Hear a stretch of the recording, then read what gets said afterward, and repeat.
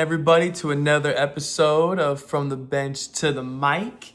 I'm your host, Jonathan Holmes, talking through Feast Week, recapping it.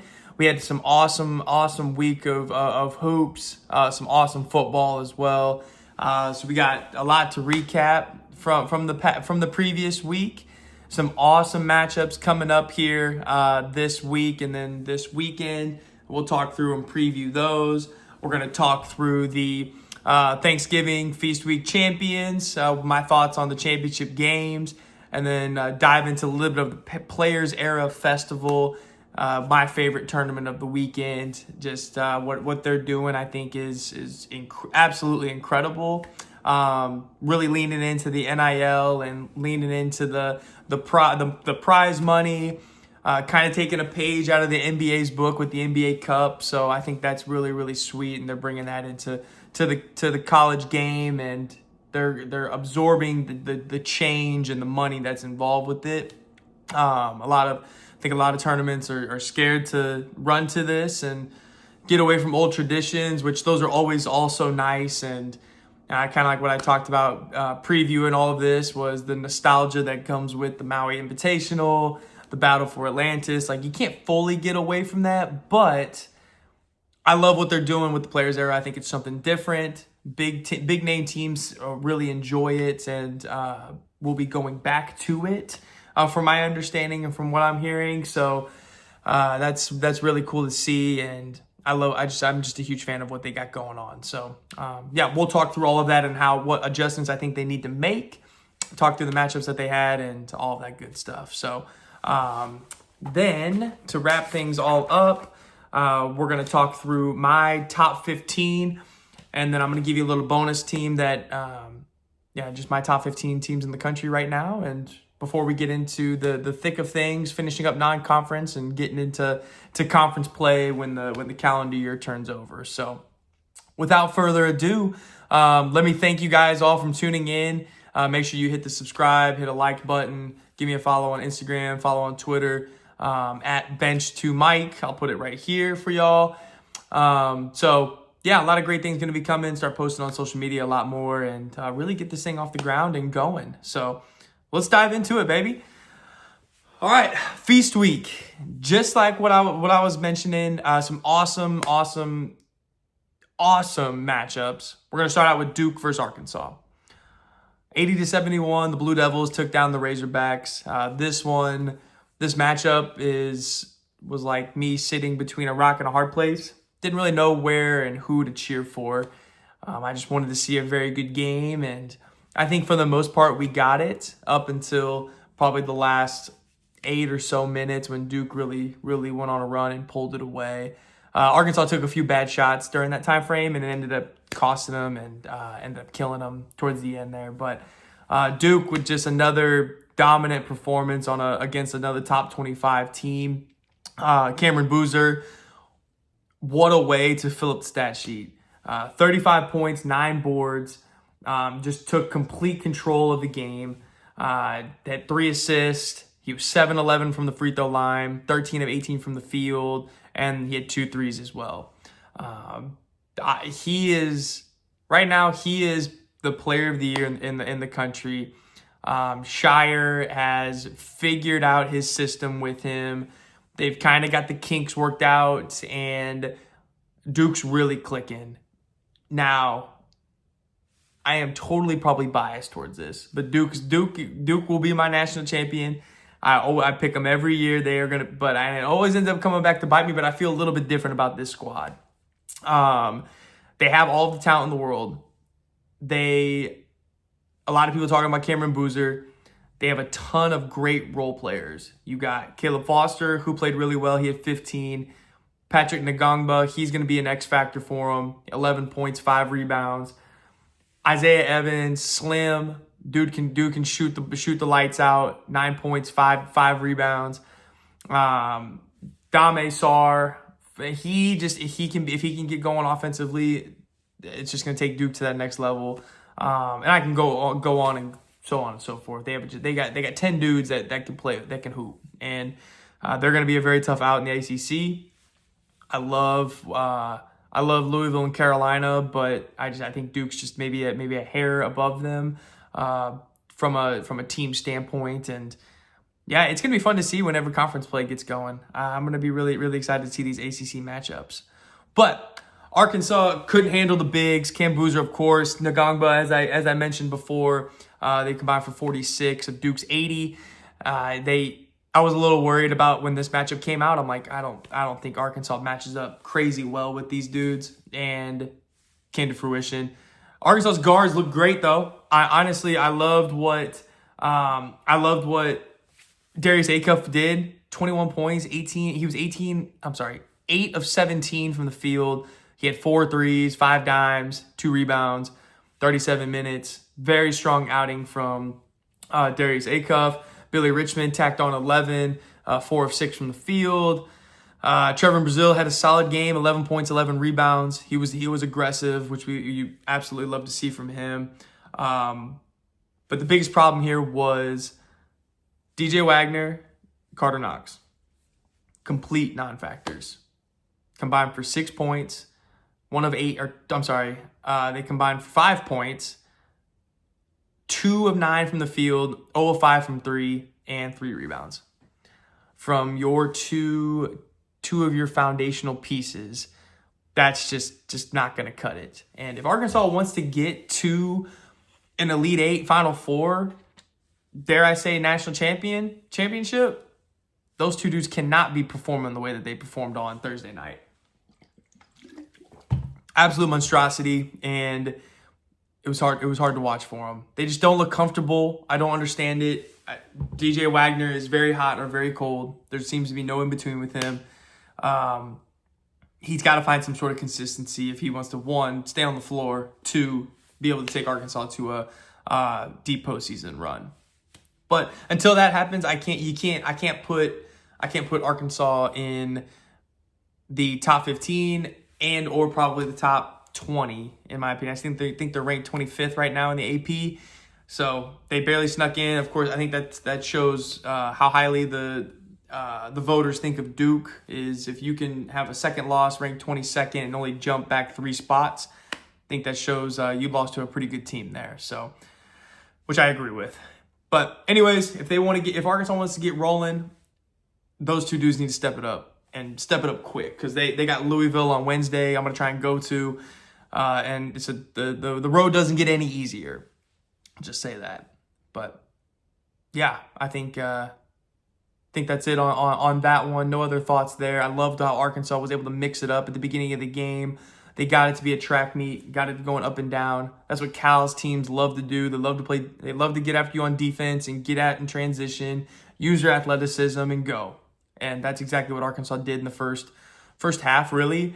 And then Duke just started to really take control of the tempo and take control of the game. So, yeah, awesome stuff there. Duke, super strong, 80-71. They look unstoppable right now. Another team that looks really, really strong right now, Michigan State. So let's slide over. We'll go to Michigan State, Carolina. Final score of 74-58. Jeremy Fears, 19 points, 7 dimes. Jackson Kohler, 10 points, 11 boards. Sparty shot 50% from the 3-point line. That's pretty impressive. For a team that doesn't make a ton of threes, they have really seemed to find their stride after the Kentucky game. I think they were averaging like 4 threes per game before the Kentucky game. Now they've seemed to really turn that around and really find their stride from beyond the arc. So if Michigan State can get that going, with how well coached they are and the offensive schemes that they have and the athleticism of Cohen Carr and Jeremy Fears and all these guys, they are going to be a tough out in the Big Ten. And if it's not Purdue, Michigan's right there. I mean, it's going to be Michigan State's going to be tough. They're going to be tough to pick against in the tournament. So, awesome work by Tom Izzo and his squad. They look extremely strong right now. Caleb Wilson with a strong performance at 18. He had 18 for Carolina, but Michigan State was just way too powerful for them. I only checked out maybe about half of the ball game, and it looked it was all Michigan State all the way. So yeah, so we'll leave that. Speaking of Michigan State and Duke, two teams that are rolling, Saturday, Sparty takes on Duke. So Michigan State versus Duke on 12/6. That one I will be tuning into. I will be dropping everything and watching that basketball game. Izzo Shire, Kohler versus Boozer, Caleb Foster, Jeremy Fears. That is gonna be an electric matchup. So that one is gonna be super fun. Cannot wait to tune into that. Let me double check. It's in Izzone. That's gonna be cold. Wow, yeah, I didn't realize it was that on the road. That's gonna be something. So, yeah, Duke visiting the Izzone. We'll be really keeping an eye out for that one. That one's gonna be tough. Holy cow, that's gonna be tough. Okay. Anyways, let's move on. Arkansas again. They have Louisville coming up, so again, road doesn't get any easier. Okay, we're gonna take it to MSG, UConn and Illinois. UConn 74, Illinois 61. Kylan Boswell, he might as well be called Mr. Illinois. The dude does everything for him. He was their only shining spot of offense. Illinois just they couldn't get anything going, and I wasn't too crazy impressed with the Illini. They're always going to beat the teams. I talked to my dad about this weekend. He said it best. They're always going to beat the teams that they're better than. They're never going to beat the teams that they're not as good as. Very broad, very bland way to say it, but I think it's spot on with how Illinois is. I was really high on these guys with the international squad, the international Illini, but I don't know if they're ready to. I don't know if they're there to take that next step. Now I hope they grow. I hope they learn from this. They couldn't really match UConn's physicality defensively. They couldn't really keep up with Solo Ball and Alex Caravan coming off all their screens.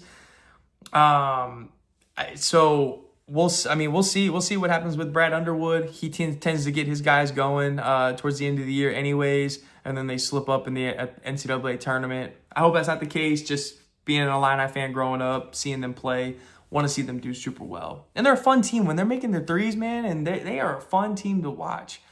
Petrovic is awesome. Stojakovic is awesome. The Ivisic brothers are awesome. They've got some Hummerkaus, Kylan Boswell, Wagler. They got some good dudes, man. They got some rock stars. They just got to get it going against these great teams. They're gonna beat all the teams that they're supposed to beat. They've just got to be able to take that next step and get over the hump to be an elite squad. So I think they definitely can make a Final Four run. They're just got to clean up a couple things. So, and UConn, I mean, that's essentially a home game for them at MSG. So you kind of got to give them some credit. You pretty much went on the road, and you lost by what could have been probably single digits if you don't foul Solo Ball on a 3-ball. Even though that call was kind of garbage. There was a Caravan, took it to the rack, off the square, missed the rim.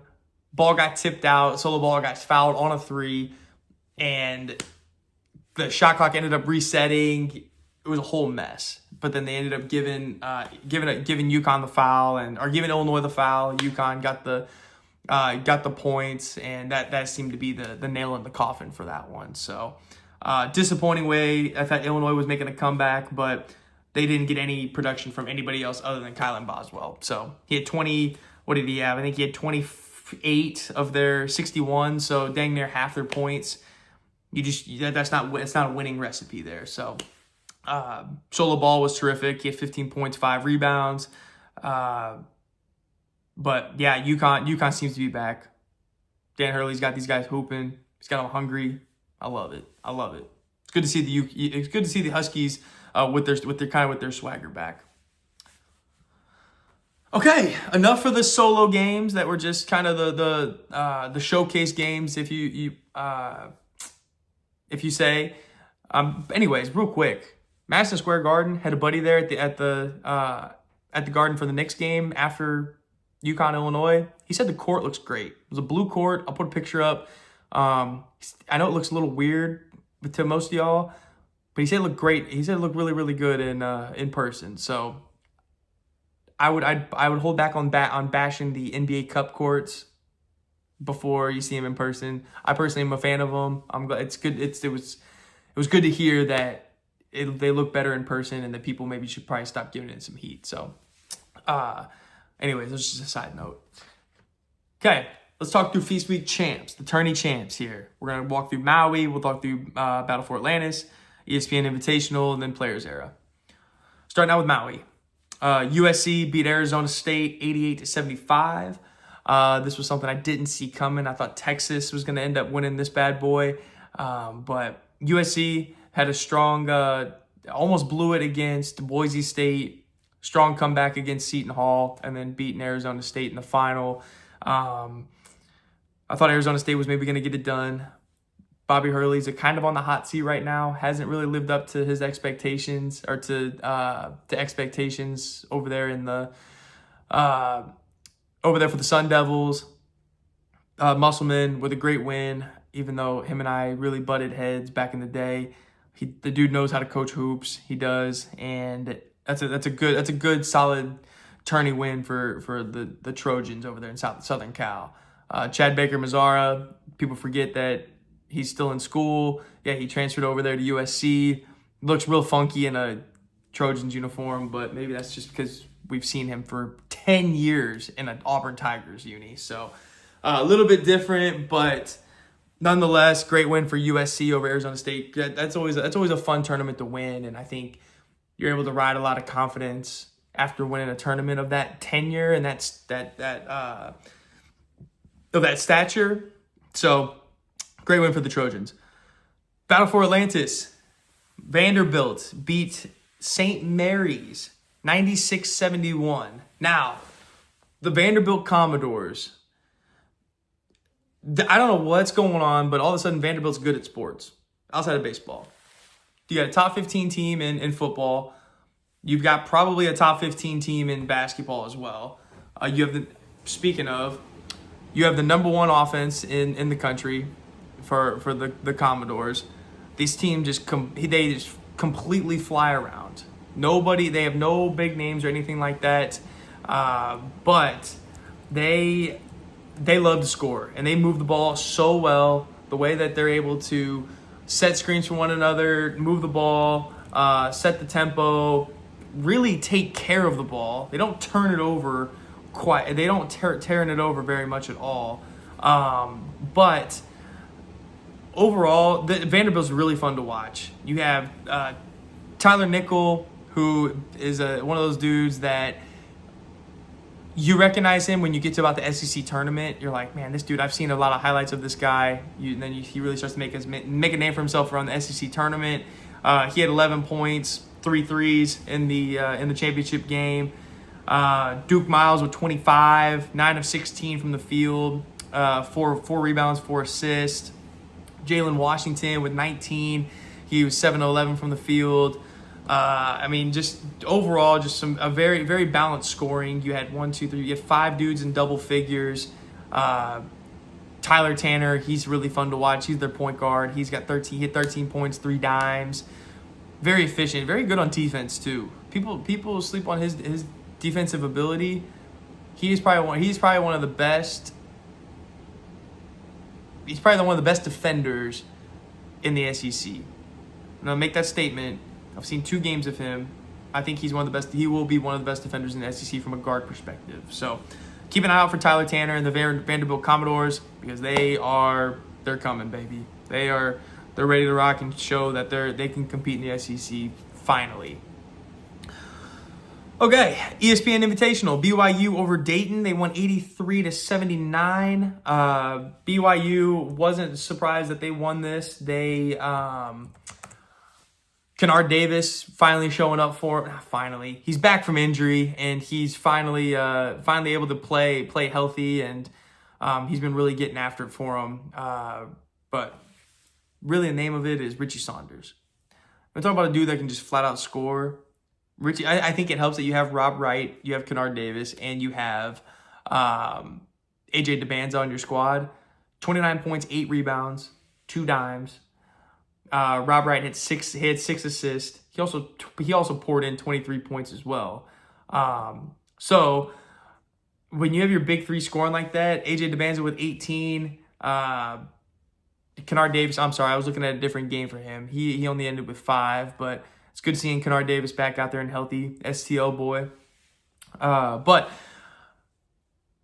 BYU, when those big three are scoring and getting after it, they are going to be a very, very tough out in the Big 12. I've talked about it before, I'll talk about it again. But the way that they're able to push the pace and do what they want to do offensively and take care of the ball, if they're able to take care of the ball, BYU, good Lord, they just continue to impose their will, and I love it. I would have loved to see them at the Players Era Festival, but I'm sure that there was some contract already with this ESPN Invitational, but that's a topic for another day. I'm sure they'll be in it next year with probably another high major recruit that they end up, or another high level recruit that they'll end up bringing in. But it would have been nice to see DeBanza out there playing against some of these teams that were out in Las Vegas. Okay, speaking of Players Era, let's get right into it, baby. Michigan over Gonzaga in the championship game. We're talking about a complete spanking, 101-61, 40 burger in the championship game of a high level tournament. Just shows where Michigan is at from a team perspective. Dusty May has these guys completely hooping all on the same page. Elliot Cadeau, Yaxel Landenberg, Morez Johnson. You can continue to go down the list, and all of them are playing super well. They completely beat down everybody at the Players Era, which that's why they're number. I'm spoiler alert. They're my number one team on my power rankings, at least right now. They had a 40-point margin of victory in 2 games in the Players Era pool play. So now let me go through like the rules again with for everybody that didn't watch my last episode. Okay, so Players Era was a group of 16 teams that all got put into a pool play or a round robin kind of deal. Not everybody played everybody, so you each got 2 games, and whoever had the highest, whichever 2-0 team had the highest point differential ended up going to the championship. That was Michigan and Gonzaga. So your top 2 with point differential that were 2-0 went to the championship. Michigan with plus 40, Gonzaga with plus 30. Okay. Then your next 2 teams, so 3rd and 4th, went to the 3rd place game. Tennessee with plus 23, Kansas with 21. And then your 5th 2-0 team ended up going up against the best 1-1 squad and played in the 5th place game. So Iowa State got completely screwed there. Iowa State had a plus 19 margin of victory. They went 2-0 in their round robin pool play, and ended up playing in the 5th place game for no money, which was tough. So yes, the money championship they were playing for $1 million. I don't know what 2nd place got. I don't think they got 500, but you were playing for $1 million for NIL. 3rd place was playing for $300K, and 5th place, from my knowledge, was playing for nothing, which is a huge bummer for Iowa State. So you go out to Vegas, you play in this high level tournament, and you end up walking away with nothing after going 2-0. They're 3-0, really. They won the 5th place game anyways. But I love the point differential, let me tell you. I love it because it shows every possession matters in the game. It keeps everybody invested the entire time. I don't promote blowouts. I think there's a time and place where it's, hey, let the other guys get some PT. Let's ease off the gas a little bit, blah, blah, blah, et cetera, et cetera. But for something like this, I love it. I love how you can impose your will, show people, hey, we are the best team in this tournament, and you can just pile drive them to the ground. And that's exactly what Michigan came to do, and that's what they ended up setting out to do. So I loved it. I don't agree with only having 2 teams really compete for the championship like that. I wanted to see a bracket, which I think if you have a bracket for this, it's a solve all where you take your top 8 teams, whether they were 2-0 or 1-1. You take your top 8 teams with the best point differential, throw them in a bracket, and then they play for the $1 million. Because because exactly to the point earlier, Iowa State didn't even have a chance to compete for the million after going 2-0 because they only had a plus 19 point differential, which isn't terrible, by the way. I don't think that's not even that bad. It just wasn't 21, 23, 30, or 40. So tough love for the Cyclones. I think they're great. They're doing an awesome job. But if you would have had the top 8 teams, your top 8 would have been Michigan, Gonzaga, Tennessee, Kentucky, or Kansas, Iowa State, St. John's, Alabama, and Houston. Who doesn't tune into that? They already had great matchups to begin with, but who doesn't tune in to that kind of 8-team bracket right there that's competing for $1 million? All about that. So next year, if they're able to get a bracket in there, this could be the best. I think this could be the best in-season tournament we probably ever see. So I hope they get it right. I hope they get it adjusted, get it fixed, because that was a miss this year, unfortunately. I do think the best team in the tournament won. I think Michigan's the best team in the country right now. So that, not taking anything from them, but I would have loved to see a bracket come out of this. So, anyways, matchups were phenomenal. We had 4 top 4 matchups in this. It was high level all the way across the board. I was a big fan of the Players Era, and I was a little I guess one other takeaway that I had was I was a little disappointed in St. John's. I think Pitino is gonna get them going. Ended up going 1-2 on the weekend, or on the week. I'm sorry, but I think they have so much talent, and I think they're still trying to figure it out. I think Pitino will get it figured out, but I don't know if he's really ready to take on this much talent at one point. So we'll end up seeing we'll see what ends up happening. But I was a little disappointed in St. John's this weekend. Alabama looked solid. Houston looked solid. Tennessee was really solid. Kansas without Darren Peterson, they won the 3rd place game without Darren Peterson. Incredible job. They look, when they get him back, holy cow, watch out. And like I said, Iowa State looked solid. Gonzaga again did their thing, and then Michigan was cream of the crop. So yeah, that's what I've got for Players Era. Let me talk through some Tuesday matchups real quick.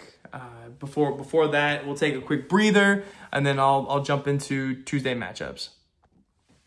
All right, some Tuesday matchups. Matchups just for this week. I've got, actually, speaking of, Duke, Florida is about to start, which I'm super excited for. Tonight, we have Iowa versus Michigan State. Bennett Sturts versus Jeremy Fears. Elite guard matchup. Guard matchup. Elite.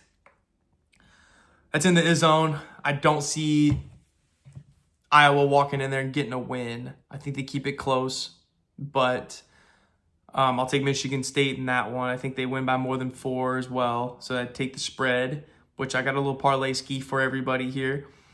Florida versus Duke. That's in Cameron Indoor. I'm taking Duke, taking the points. I don't think Florida, as good as their guards are, I don't know. If their guards can show up and play, they'll be okay. But I like Duke at home, minus 9.5. I know that's a stretch, but I think Duke's got too much firepower. And I don't think Florida's very deep. So I think that's going to become a factor. They get into foul trouble, and it is over for the Florida Gators. Okay, UConn versus Kansas in Allen Fieldhouse. Give me the Huskies to go in and get a big-time win against Kansas. I love that. In Lawrence, they're not going to have Darren Peterson. UConn's favored by 1. I think they win by 3 or 4. But give me the Huskies to go in and get a big-time win against a huge Big 12 opponent. Continue to just show that they're back and they're legit. And then we got Carolina versus Kentucky, 2 blue bloods. Don't get me wrong, I love Kentucky. They're beating teams at home by over 40 points a game. They haven't played anybody at home. I don't think they're ready for a test of Caleb Wilson and Carolina. So give me the Tar Heels. As much as I don't want to pick them, I'm gonna pick them. Give me Carolina money line against Kentucky. Big weekend for a big night for the ACC. So let's go. If you were able to throw all of that together, Michigan State spread, Duke spread, UConn spread, and Carolina money line, that's plus 2,094. You throw $10 down, you win 209. Win a quick couple bucks there. I could use an extra $209. I may be sprinkling a little money on there. But I don't know, just something to think about. I'm not forcing you to bet or nothing, but something to maybe make those games a little bit extra juicy. And then a couple more matchups throughout the week, and then I'll talk about the weekend on Friday. Talk about the matchups then. Wednesday, we got Louisville versus Arkansas. The Cardinals are traveling into Fayetteville. Really excited for that one. I'm going to try and get some tickets to there and go check out Bud Walton and see Pat Kelsey, Mikael Brown, see what they're all about live. I think that'd be a super fun matchup with some great guard play, by the way. Great guard play. Friday, Gonzaga at Kentucky. I think this is one that Kentucky does win because I think they learn, hey, we're not going to be beating big-time opponents by 40 at home. We've got to show up and play our best even when we're at Rupp. So I think Kentucky ends up beating Gonzaga on Friday, which is a bummer because I love Gonzaga and I love Mark Few. But I think Carolina gets it done tonight, and then Kentucky ends up winning on Friday against the Zags. So yeah, we'll see what ends up happening, but some excellent matchups this week. And then this weekend, I think there's a few good ones that I'll talk through on Friday with y'all. But yeah, incredible. Hoops is here, baby. I love it. Hoops is finally here. We're in the thick of it. Okay, now to wrap things up, let me give you my power rankings. So I'm going to give you my top 15. I don't want to go through all 25, but I'm going to give you my top 15 here. And then I'm going to give you a bonus team right there. Purdue, Michigan, Arizona, Duke, Michigan State, UConn, Louisville, Houston, BYU, Iowa State, Gonzaga, Alabama, Tennessee, Illinois, Carolina, and Vandy. I know I was saying Michigan's the best team in the country right now. I think they are. I can't put them in front of Purdue in the power rankings just yet. Purdue hasn't done anything that has led me to believe that they shouldn't be there. Michigan is the best team in the country, though. I know it's weird with me saying that with a 2 next to their name, but until Purdue does something that proves to me that they shouldn't be number 1, then I'll switch it. But yeah, you have 1, 2, 3,